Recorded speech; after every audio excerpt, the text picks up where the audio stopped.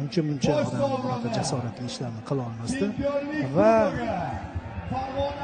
aynan mana shu shaxs kubokni Neftchi futbolchilariga olib borishyapti va Neftchi mamlakatining chempionligini bayram nishonlamoqda. Salyutni katta buyog'i. Farg'ona o'yna, kuyla, bayram qil. Sening davring keldi.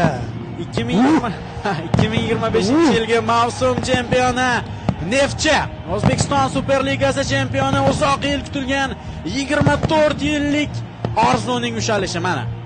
Bu orzuning ushalishi rostdan ham shunaqa ushlangan lahzasiki do'stlar. Salyutlar bilan poyoniga yetishi kerak edi. Oltinga ko'milgan yigitlar.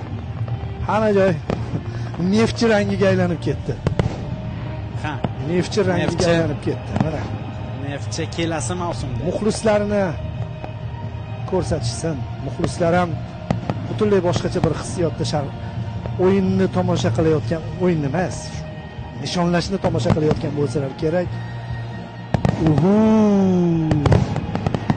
Ha do'stlar, Neftchi 2025-yilgi mavsum O'zbekiston Superligasi chempioni bo'lganini mana shunday nishonlayapti. Mana o'sha muxlislarning qalblaridagi bu orzularga qiyoslanayotgan boshqa klublarga ham, haligi chempionlik uchun kurashadigan klublarga ham qanaqadir motivatsiya. Yut mavsumni va mana shunaqa nishonli. Xuddi shunday. Keyingi yillarga katta motivatsiya beradigan nishonlov bo'lyapti. Va kelasi mavsumda eng yaxshi salyut degan nominatsiya e'lon qilish kerakmi? O'sha nominatsiyani ham berishsin.